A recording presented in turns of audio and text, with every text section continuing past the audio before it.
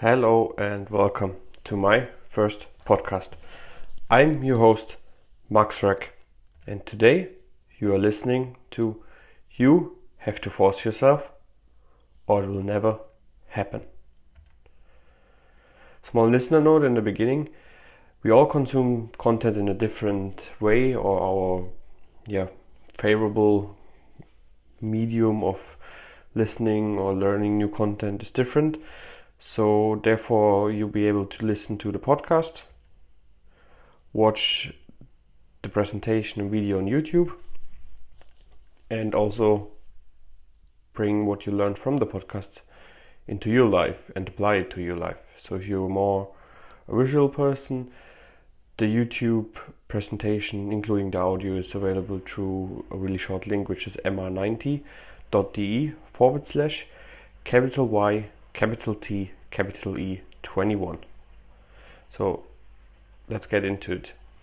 This podcast is about my journey from mediocrity to mastery, my learnings along my way to true mastery, tips, tricks, exercises to get ahead faster, which applied to your life is your ultimate shortcut to your own mastery.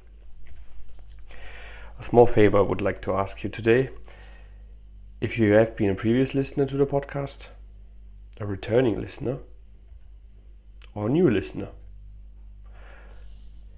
when you have listened to the end to this podcast and you can take anything out of you can apply to your life, which motivates you, helps you going forward, please share this episode with 3 of your friends. Doesn't matter if you send the link through WhatsApp, a text message, an email, or share it on any of your social media channels. If you share it on Instagram, please feel free to tag me with @MaxRock. It's MaxRoeck, and I would love to see your feedback. Today's story is about the 10-day challenge. I actually started 11 days today, which ended up being 16 days instead of 10. And many times I didn't feel like it in the morning. It implements a sequential daily morning routine. So for the first 3 days, or for the first day, I started to get up and work out straight away. So I think it was really simple exercise, which was 50 squats, 50 push-ups, 50 crunches. But it hasn't been really simple, because as many of us do, if they get out of the bed, we don't feel like doing anything. We just want to press the snooze button, turn to the other side, and go back to sleep for another hour. But when time progressed through the challenge, more things were added in, which made me feel really great. And I knew I had to get up to be able to perform those exercises and feel how I felt after fulfilling them.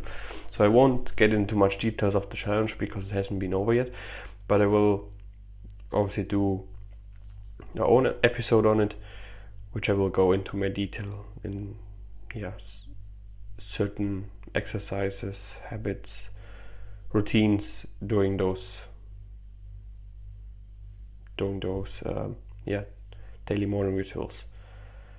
So it's the motivation we need to get up. In my case, it was the feeling I gained through working out in the morning, have a cold and warm shower, have a smoothie which is really tasty and nice, as a motivation for myself, as even kind of a reward that I got up, I done the first 2 exercises, I allowed myself to have a nice delicious smoothie. So if there's anything motivates you to get up and do those certain things, reward you with it, praise yourself. I wouldn't recommend have a bar of chocolate when you just worked out in the beginning. That might be counterproductive. But small things you really like. Go out with a friend, meet a friend. Simple things. They will really matter to you. And it's about accountability. So I already said that I have done a small exercise in the morning.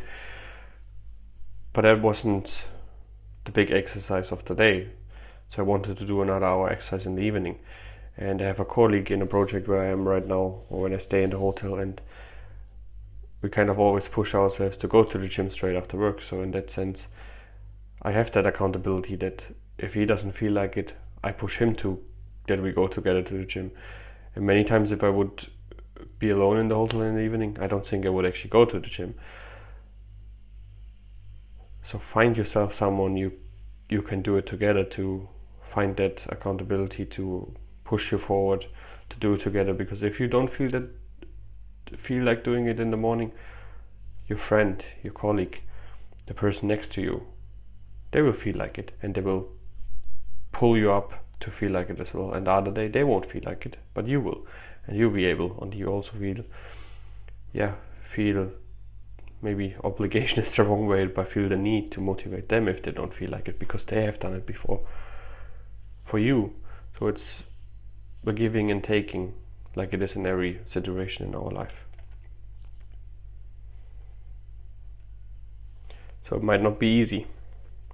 You can see, if you're on the YouTube of the video, you can see left the picture of me that was actually taken straight after I have done the 50 push-up, 50 sit-ups, 50 crunches, and you can see in my face I didn't feel like it at all.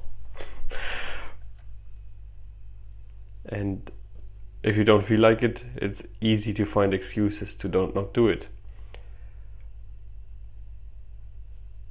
So it's not really easy to do it when you find all those excuses in your head, because in your gut you kind of feel like, no, not today, let's do it tomorrow, push it to tomorrow. So those things, those tasks you want to change in your life, they might be easy, but they're not simple, because you overthink them in your head. But to be honest, nothing we ever wanted in our life, nothing we ever wanted to achieve in our life comes easy.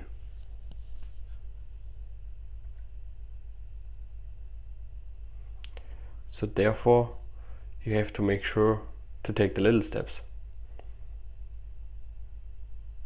Even if you look back when you were a child, or when you started to walk, you most likely won't remember, as I don't either. But if you see other children, when they kind of start to walk and fall down on their butt, they get back up, try to walk again.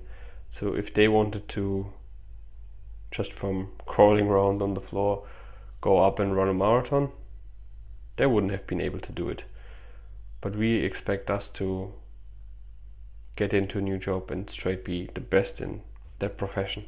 That's not possible. We have to take the little steps. And children are really great example for that they always take the little steps and progress through it. So there's no 0 to 100 in life. And we have always seen it. But our expectation when we grow up becomes that we have that instant gratification, we have that instant learning, we are able to do everything instantly. There's no patience. We really grow out of patience, I think. Something we should practice more often.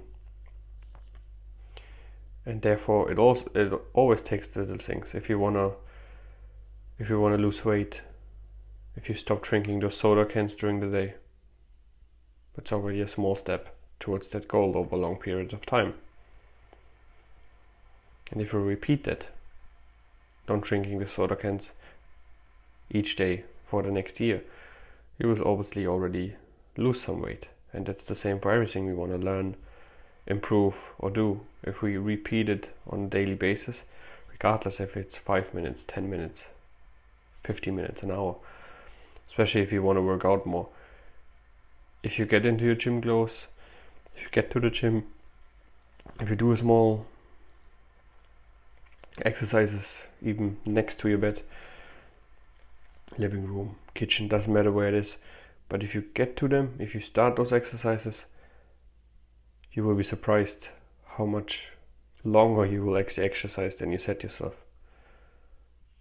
Like I remember talking to a friend when he said to me, oh yeah, he always set himself a goal to do 1 push-up a day. And in the beginning I thought like, well, that's not really much to do 1 push-up. But he said to me then, yeah, well, but I know in the evening if I haven't done it, I only have to do the 1 push-up. So I go down, do the 1 push-up. But then I realized I'm already down, so I can do the 10, 15, 20, 30, or even more, because I'm already have done the hard part. I've gotten started on it. So if we start, more than half of what we want to achieve is already achieved. So set the small intentions to get started, the small goals to get it done. Even if you want to read something new, make yourself the goal to read 1 page. And if you have pulled out your book, made yourself comfortable to sit down, or when you listen to classic music while you're reading or anything else, you've already prepared that all, and then you will read more than the 1 page because you've already put that effort in to set yourself up to do it. So try that yourself and you will see how much it will change. Because it's your will which matters to change. And that applies to our personal life, to project, to our IT project, to merchant acquisitions, to literally everything we can do which involves certain amounts of change.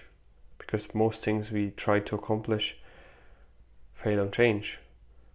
But if we prepare everyone involved, the change is natural, the change is beautiful, and change might be messy, but it's necessary in life. Then from trying to change, we're gonna change in little steps, not with a sledgehammer and putting down that wall, figuratively spoken, but put it down brick by brick. And that's because we as humans, we are creatures of habits. So look back to this morning, when you listen to it when it comes out, depending on which part of the world you are, or you will not listen to that podcast straight when you get up. Look back to your morning. Was there certain things you have done? Maybe you got up, got yourself a glass of water, went into the shower, brushed your teeth, made yourself a coffee, read the newspaper, scrolled through social media. Look back the last 3 or 4 days. Was that always the same order? Was it always the same steps? Maybe it wasn't sometime, because you were interrupted for something. Maybe you got up at a different time than you usually get up. And then you had to rush, and some things which are not that important to you, you let slip.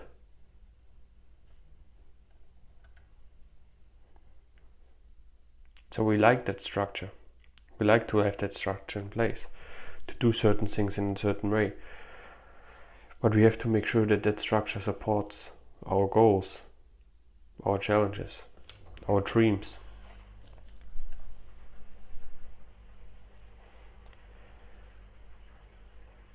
So if there's change in the work environment, let's say new software or new colleagues,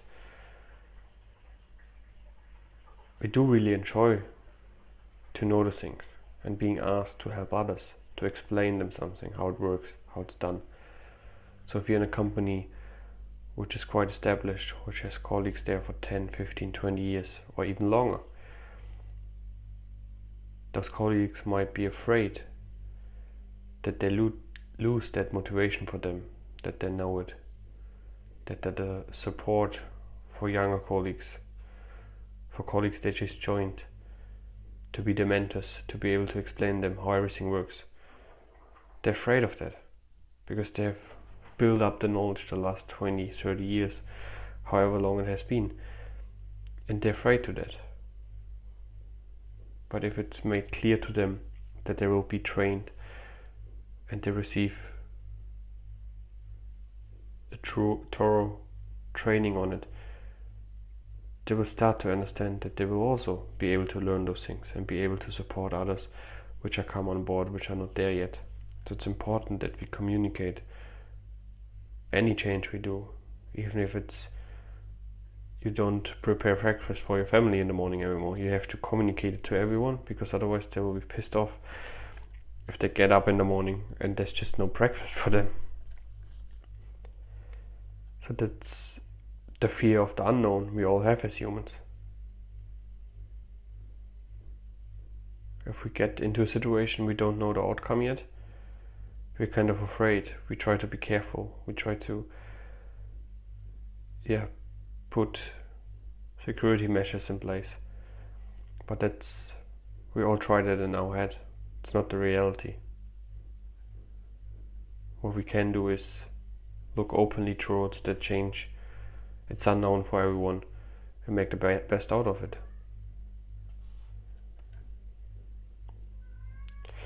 When you're on the video now, there was just a dinosaur jumping into the presentation, and I think that's a really great example. If there would have never come anything unknown, the planet would probably still be full of dinosaurs rather than us as humans. And that's the way we have to look at change. It can be really great, and some change is necessary to evolve and get to a better place, a more beautiful place, a more kind and more loving place. So to do a recap and what we learned from this episode, it's our motivation that matters. If there's something we want to achieve, we want to do, we have to find our own motivation. It won't help that someone else is really excited about it to get there and get it done. It's our own motivation to picture where we want to get, to maybe even think about it the last few minutes before we go into bed, and therefore likely dream of it, how the outcome will be. And if we can picture and see it, it's more likely that it's going to happen. And if we want it really badly, we have to do it. So we have to, if it's like losing 20 kilograms or gain more muscles, we have to break it down. So in order to do that, you should stop eating those crisps before you go to bed. You should stop eating that fast food when you don't have everything else around. Make sure you have an apple, a banana with you or something like that. If you want to work more out, make sure that's your first thing you do in the morning, because if that's already done, if something comes unexpected and you have to stay longer and work, you have to pick someone up and you're not able to go to the gym in the evening, it doesn't matter, because the workout you have already done in the morning. So from last week, I knew one day I won't be able to make it to the gym.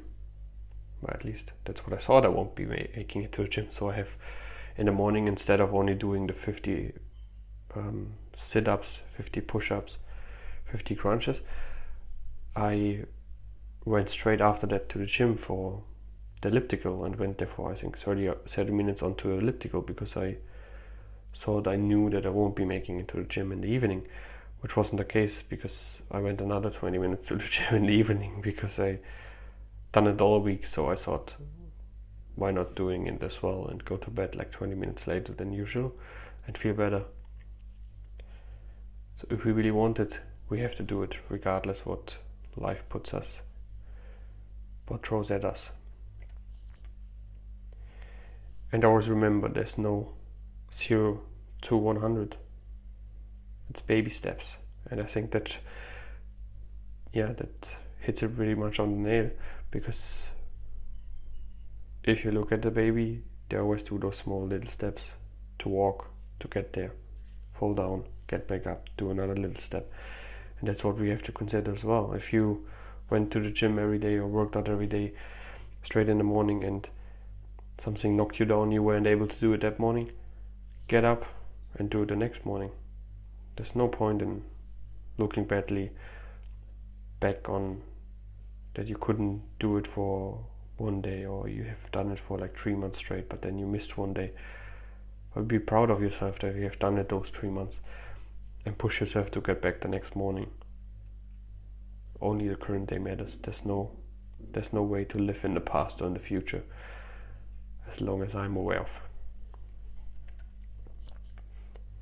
So embrace the change. If there's something you want to change, talk about it and do it. Like, I stopped drinking more than a glass of alcohol every week from, I think, December, must be shortly after Christmas. And obviously there were weeks where I had more than one glass, But I now, if there's a company event, if there's an evening event, go to the hotel bar with colleagues, I then order non-alcoholic drink. And I remember years ago I wouldn't been able to do that because I thought it's kind of my obligation to drink with others and enjoy myself in that way. But I think it's much more enjoyable if I have that non-alcoholic beer, be able to sleep better, get back up early in the morning to do my workout and my routine, which made me feel much better the next day. Because years ago, when I had too many drinks in the evening at the hotel bar, so I was able to get up in the morning like the last minute just to get ready and get back to work in the right time, and then I feel tired, hungover, and not really motivated or productive until like midday or so, until I kind of sober up more. And I don't think that's something we should strive towards. So if it's something that you want to change, make sure you make it visible and don't hide it away from others, because there's no point. It's your change and people will realize the change anyway, so there's no point in hiding it away. So this was today's episode. I'm thanking you for listening. I'm your host, Max Röck, and until next time.